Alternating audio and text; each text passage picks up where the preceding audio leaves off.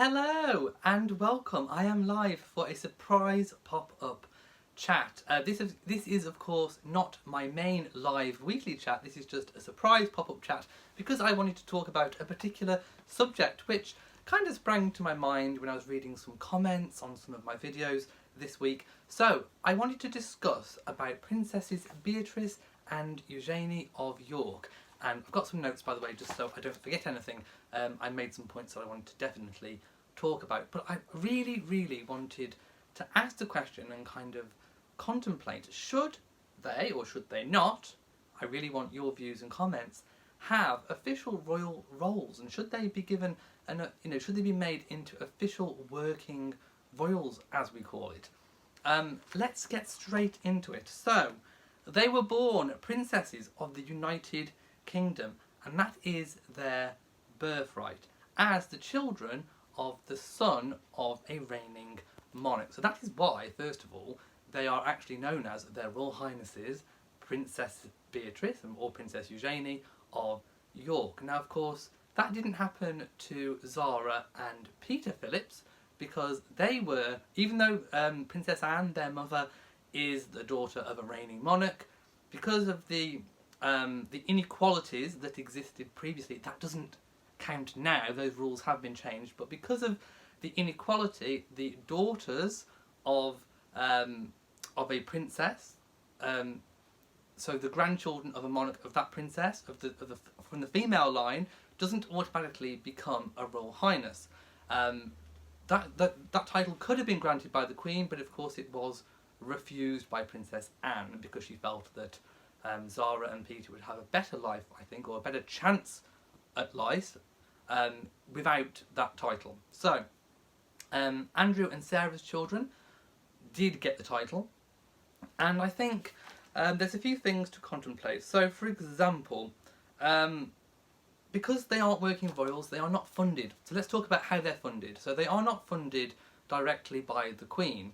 They are funded by their own private endeavours, such as going to work, and they have had and held various jobs and careers throughout their adult working lives. And also they get subsidies from their father, who in turn gets his money as a working royal from the Queen. So they aren't directly receiving money for being a working royal, but they are still kind of benefiting slightly from it, which brings me to a later point which I'll talk about in a moment.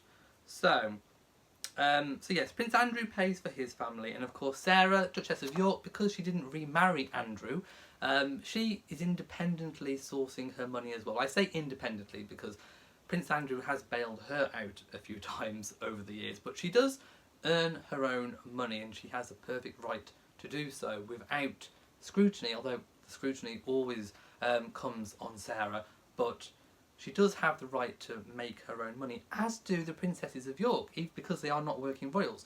But it is more difficult because they are encumbered with that title slightly. So yes, they have held jobs and have often faced a lot of criticism, which I think is a little bit unfair, because they face criticism for kind of having a job and then going on holidays and all the rest of it. They are not official working royals, so they shouldn't be held up to the same level of scrutiny, I suppose, but they still are. So they can't do right for doing wrong. They are really stuck between a rock and a hard place, it seems, for most of the time. They have appeared at some royal events, and they do appear, and they have appeared throughout their lives at the key major events, such as Trooping the Colour. You will see them there on the balcony. So they do support the Queen in that way, but like I said, they do not do their own private engagements. They do, of course, have their own charity organisations which they do support, but again, that work is not on behalf of the Queen. And I think my phone has just died. Let's have a look. What is going on? Okay, I'm back. For some reason the phone disconnected. I hope you can all see and hear me, I didn't go anywhere. So yes, they do take their own individual charity work, but that is not official, it's not official duty. So if you see them doing any official charity work, it's not on behalf of the Queen yet. Now recently, they have appeared at some events actually officially supporting the Queen. which I think is really, really good, and it shows, I think, that they are kind of being taken a little bit more seriously recently. I think we also have to talk about the royal rift rumours between Prince Andrew and elder brother and heir apparent to the throne, Prince Charles, because probably these rumours kind of go back 2 years.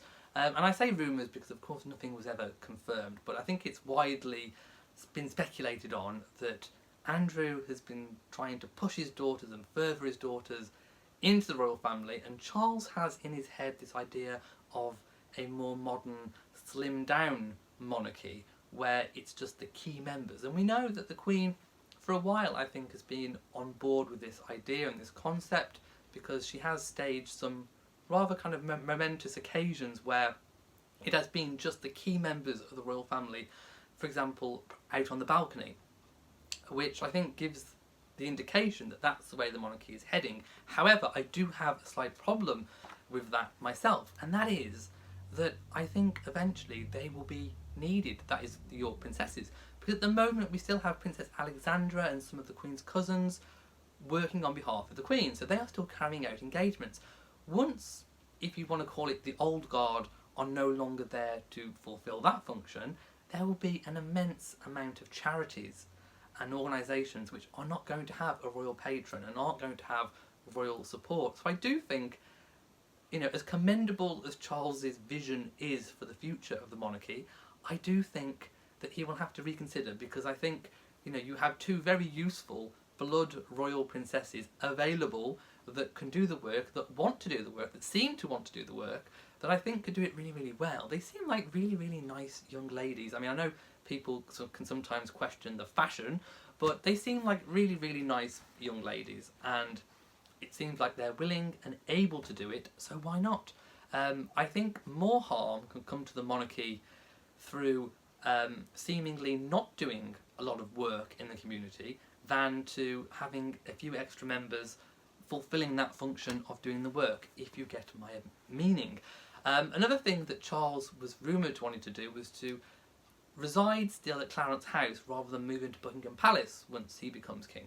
That idea is still unconfirmed, we don't know, but officially he wanted to kind of use Buckingham Palace as an office primarily, but still reside at Clarence House. Because of course St James's Palace, which is right next door to Clarence House, is still the official seat of the monarchy. People think Buckingham Palace is the official seat of the monarchy. It's not. It's only been used as a royal palace since Queen Victoria's days. The official seat of the monarchy, the home of the monarchy, is still St James's Palace. So Clarence House is right next door to that, so he's kind of like redressing the balance to how it actually, I suppose, kind of should be. Should, of course, those rumours be true at all.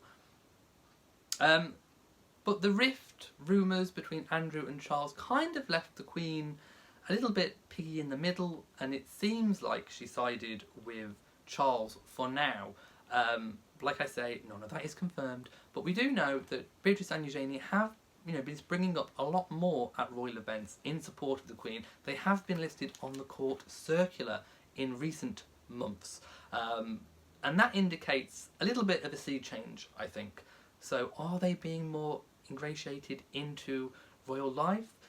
Is there a planned royal role for them once they're older? I've always said that I think once William and Catherine and Harry and Meghan and Charles and Camilla are at their full capacity as full-time working royals, then any surplus could be picked up by the York princesses. Let me know your feelings on that. So why not give them a royal role now? It seems to me like they are left in a kind of limbo land where they're being very underused. Like I say, they can't seem to do right for doing wrong. The criticism seems to come in all directions. Do too much, do too little. You know, they really, really can't win, and I do often feel, I think, a little bit sorry for them. I really, really do. And like I say, you know, I started by saying about Zara Tyndall, and of course it's been rumoured recently that she's been making up to £1 million, £1 million British pounds a year from endorsements endorsement deals, which she's perfectly entitled to do, and she doesn't receive any criticism for that because she has no royal title, she has no royal role, she is still a granddaughter of the Queen, she is still as royal as Beatrice and Eugenie, but she holds no title. So was Princess Anne correct for doing that? Because actually now Zara is the one that can earn up to £1 million a year in sponsorship deals without any criticism or without that level of scrutiny, because she can basically turn around and say, I am a private individual, I'm the granddaughter of a queen, but I have no official royal role. You know, I need to earn my living somehow. And the York princesses, I think, rather unfairly come under a lot of criticism. So I'm going to find the live chat on my laptop, and I'm going to see what some of you have been saying, because I'm sure there's some very interesting comments, because it is quite that topic of conversation that people can have very strong views on. Should we have a more slimmed down monarchy or not? That is the question. One that I think Charles is most definitely pondering. Okay, so we've got lots of people saying hello. Margaret's got a lovely cup of Earl Grey tea and she's waiting. Leslie has a matrimonial cake and tea, and so has Lauren's got some tea. D. Ray says, hello Elliot and everyone else. I think the Princesses of York will eventually need to be working royals. I quite agree with you there. Margaret says, Lauren, what kind of tea are you drinking? I'm doing really well, thank you so much. Anita Johnson says, don't they get a discount on the housing at the palace? No. The last we heard, when Eugenie was going to move into Kensington Palace, Ivy Cottage, I do believe that's already now, and of course when she's married, I think she'll move in probably after she's married, because it was being redone because there was damp on it. They did say at the time she was going to pay full market rent. So there you go. Full market rent is what they said. So apparently no discount. Carol says, I'm so happy to make my second live chat. Hello from Vancouver. Mrs. Whoever whatsoever is starting her diet. Okay, let's try and find a comment. Cheryl Harrison says, I was so proud of Meghan and Harry on Thursday. I was too, I have to say, and we'll talk more about that in the live chat. Cheryl says, I think the princesses should be allowed to do more work. Cheryl thinks that Princess Anne should have given Zara her title, but again, like I say, she would have been slightly more restricted. James Med4 thinks the Queen will live for another 10 years with good health, and Zara lives a very luxury lifestyle. She certainly does. Cheryl thinks they should be allowed to do more work. Vivian says, why aren't they working royals? There are so many advanced age working royals they could fill in for. But I think that's one of the reasons why they aren't working royals, is because the more senior royals, shall we say, to put it politely, are still fulfilling a rather large function. And I just don't think at the moment there isn't necessarily the perceived scope for them to be full-time working royals. But it's going to be interesting once those more senior royals aren't fulfilling or aren't able to fulfil those duties. I think there'll be a lot of slack that needs to be picked up.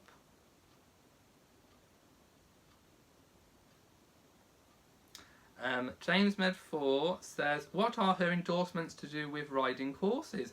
Well, the last time I looked, she got endorsements for, I think it was Range Rover, a brand of pram. Then she'd got sponsorships for the horse riding and the stud farm, and there are lots of endorsements, and apparently they add up to around about £1 million a year, supposedly. Margaret says, royal titles seem to me to be very limiting and confining. What do you think?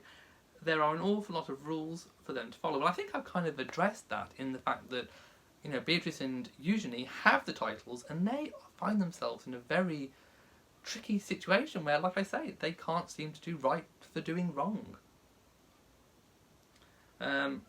Clark says, there's always enough charity work to do. Why can't they do that? Why are they obsessed with getting a role when the princesses have said they'd give it up if they had a choice? I think, like I say, it comes down to the scrutiny factor.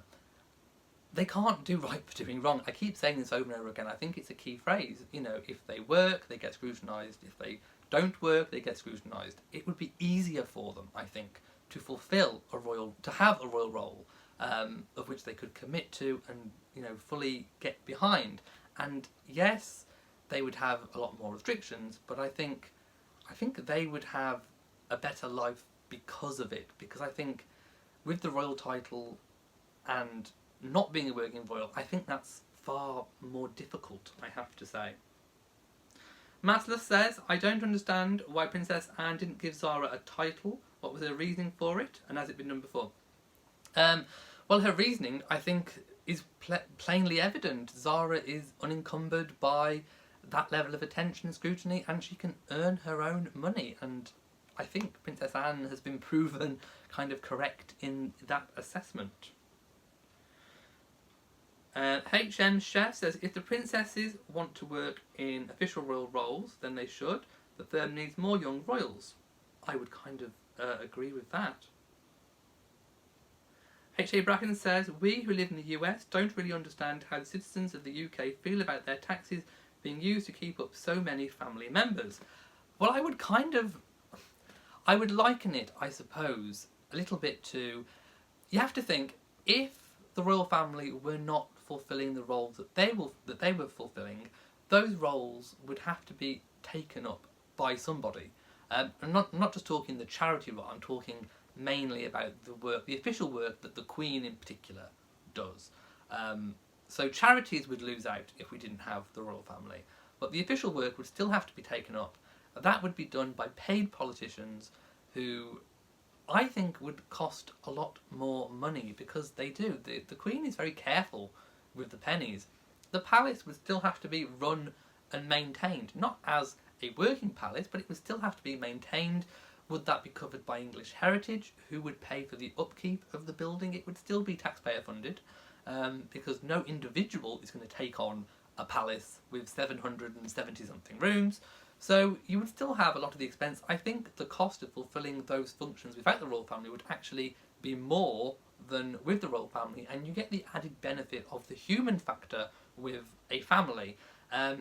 In most polls in the UK conducted, the majority of people are still very much in support of monarchy, and people that want a republic are very, very much in the minority. They are still there, they still have a voice, they still make their voice heard, but they are most definitely in the minority in all the polls that are created about the monarchy. Of course, it does have peaks and troughs, as everything, but in general, people still in the UK value our system of constitutional monarchy. Okay, now I'm going to scroll down to the bottom of the questions. Anita says, doesn't the Queen pay taxes now? Yes, she does. She pays income tax. Cindy says, Victoria Arbiter did a video about this yesterday. Well, I'm not copying her. This was my idea. I had it all planned from yesterday before too. I think she's onto something when she said that the York girls don't want to be paid royals. It's Prince Andrew and Fergie. What do you think? No, I don't agree with Victoria Arbiter at all. I think the girls are stuck in this kind of weird limbo land, and I think it's exceedingly difficult for them. Like I say, the level of scrutiny, it's just terrible. And also, the fact that they are doing so much private charity work that isn't, on the official court circular, it's not official work, I think that shows that that's the direction that they actually want to go down. If they just wanted to be private individuals, if they didn't want the limelight, if they didn't want any attention, if they didn't want to support charities, if they didn't want to do the sort of work that the rest of the family does, they would not be doing those sorts of private engagements. They would just be getting jobs, going to work, keeping their head down, and they're not. So that tells me a completely different tale. And I think Andrew and Sarah definitely are in support of their girls. They want to push them forward into a royal role because I think they know that that's best for them in the long run. They would have long-term security as a working royal, which of course they aren't going to get in the real world. They aren't going to get that. I think Yeah, no, I'm afraid I don't agree with Victoria Arbiter on that one. I think all the evidence, in my assessment, and by evidence I mean what Beatrice and Eugenie are actually doing on a day-to-day basis. I think it all points to the fact that they want the direction to swing more towards supporting the Queen, or even the King, as the case may be, in 10, 15 years' time. I definitely think that's the way that they see their role going. Samantha says, no, the York sisters was taking too many holidays and too much drama. There you go. That's the level of criticism. Taking too much holidays. They literally cannot win. Leslie says, the royal family brings into the UK more than they cost. The constitutional value of it, the monarchy aside, which is considerable in terms of unity and consistency, they are a choice attraction. I would agree with all of those points. Pam G says the British royal family are really important. I can't imagine what would happen if all other patronages, etc. were left without them. They are great examples of public service. Prince Charles alone with the Prince's Trust raises over £100 million a year for disadvantaged young people. And that's just Prince Charles with just the Prince's Trust alone, not to mention everything else. Think about Meghan with the cookbook. I mean, she sold 50,000 copies. That hub community centre can now keep open for 7 days a week. Those charities just wouldn't do it without royal intervention. JJ says, I think that the York princesses would do nothing but good for the monarchy. There is only one upcoming young princess and she is still a young child. I would agree with that one too. Keonti Kent says, I feel the York sisters have a right to royal duties. They are blood princesses. It was Peter and Zara's father that didn't want a title for his children or himself. Good choice in my opinion. HM says, are they working outside of the firm not to get real life experience? Well, that is one benefit, at least, of doing what they're doing now. I do think they are getting some life experience with the jobs and also keeping their hand in with charity work. I think they need to do that more in the future. Samantha says their parents will try to use them like they are doing now with the wedding. Mrs. Whoever says, is there still no hope of televised wedding? I don't think so. I really think it's looking very, very slim. But I think it was always meant to be that way. And is it a good idea to go to see their carriage ride after the wedding, since I'll be in the UK? Yes, if you're in the area, it would be very, very good. And I believe that the security is going to be very, very good. Samantha says it's been hard for them to keep jobs. That's well documented. Indeed, that's kind of exactly what I'm saying. Lily says, hey Elliot, I made it to the live chat, so happy. Well, this isn't my weekly live chat. This is just kind of a pre-live chat. I am going to go now, actually, to set up for my actual live chat. I think I've kind of covered everything that I wanted to cover. I don't think I've got anything else on my notes. No, except to say I think that the York princesses need to feel a sense of purpose and direction, and I don't necessarily think they get that sense with how their lives are currently going. Eugenie has, obviously, she's getting married to Jack Brooksbank, a very successful individual who, she doesn't ever need to work, really, let's put it that way, but I think she wants to, and I think she can see her direction certainly going down the royal route. I think we've kind of pondered everything on this subject. Let me know your thoughts in the comment section below. Of course, this is a live chat, so if you are watching this on catch up, this video will go straight onto my channel once it's finished. Don't worry, feel free to leave a comment of exactly what you think. It's really, really great to hear all of your comments, whatever they are. I really don't mind what the comment is. Let me know all of your thoughts and opinions. So the question I'm going to put to you all is, should Princesses Beatrice and Eugenie get an official royal role and become working royals? Answers on a postcard. No, answers in the comment section. So if you have enjoyed this video, please give it a big old thumbs up. It lets YouTube know that you've enjoyed the video. Share on social media and also hit that notification bell so that you know whenever I upload a new video. So from me in Shropshire, goodbye.